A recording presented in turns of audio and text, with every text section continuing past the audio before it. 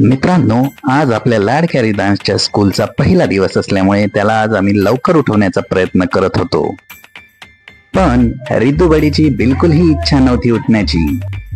कारण 10 वाजता उठणारे आमचे साहेब आज 6 वाजता उठले आहेत. अथक प्रयत्न करून त्याला उठवण्यात आम्हाला यश आले आणि लगेचच त्याला आंघोळ करण्यासाठी तयार केले. आंघोळ करता करता देखील त्याला आळस येत होता. आंघोळ करीत असताना रोज त्याची मम्मा त्याच्याकडून ABCD म्हणून घेत असते. घरी नेहमी टमटम बोलणारा रिदू आज स्कूलमध्ये कसा वागतो हे मला आज बघण्याची खूप उत्सुकता होती.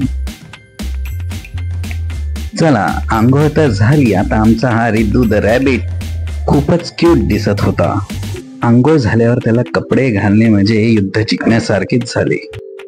तर चला, हे युद्धही जिंकून घेऊ.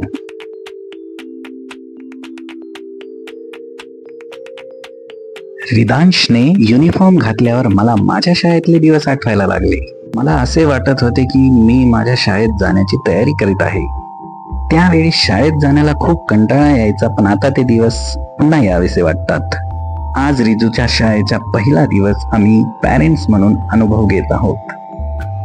चिंता एवढीच होती की पहिल्यांदा आमच्याशिवाय रिदू कसा राहणार. आम्ही त्याच्यासोबत नसताना तो इतरांशी कसा ऍडजस्ट करून घेणार. त्याचे हट्ट पुरवायला तिथे कोणी नसणार. रिदांश आता स्कूलला जाण्यासाठी पूर्णपणे तयार झालेला आहे. ही कसरत आता आम्हाला रोजच करावी लागणार आहे. पण त्याआधी शाळेचा पहिला दिवस आहे, तर बाबा आणि आजींचा आशीर्वाद तर घ्यायलाच हवा.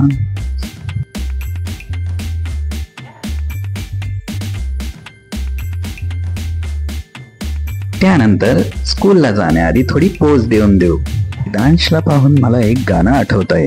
मेरा जूता है जापानी, ये पतलून इंग्लिस्तानी, सर पे लाल टोपी रूसी, फिर भी दिल है हिंदुस्तानी.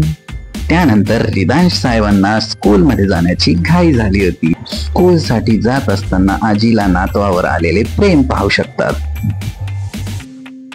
त्यानंतर रिदांश बाबांच्या गाडीवर बसण्यासाठी तयार झाला.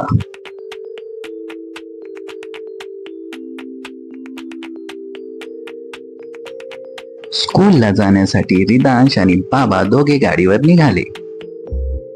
आम्ही देखील त्यांच्या पाठीमागे स्कूलला जाण्यासाठी निघालो.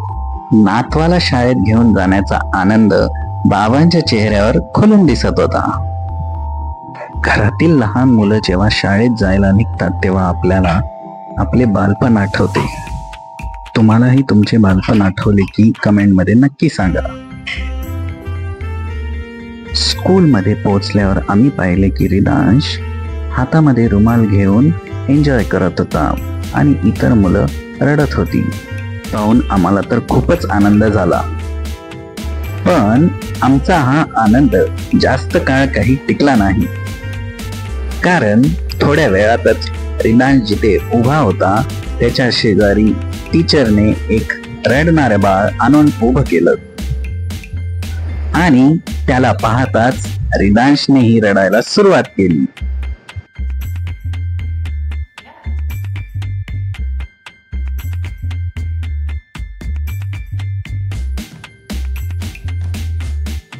खिडकीच्या बाहेरून त्याला शांत करण्याचा प्रयत्न आम्ही केला, पण सर्वांना रडताना पाहून तोही रडतच राहिला. रिदांशला तर असे वाटत होते की केव्हा ही स्कूल संपेल आणि मी मम्मा पप्पाला जाऊन भेटेल. स्कूलचा पहिला दिवस तर संपला, पण सर्वांना सेल्फी घेण्याचा आनंदही घ्यायचा होता. तिथे लावलेल्या सेल्फी बोर्डवर रिदांश आणि बाबांनी एक फोटो काढला. त्यानंतर त्याची मम्मा सोबतही फोटो काढला.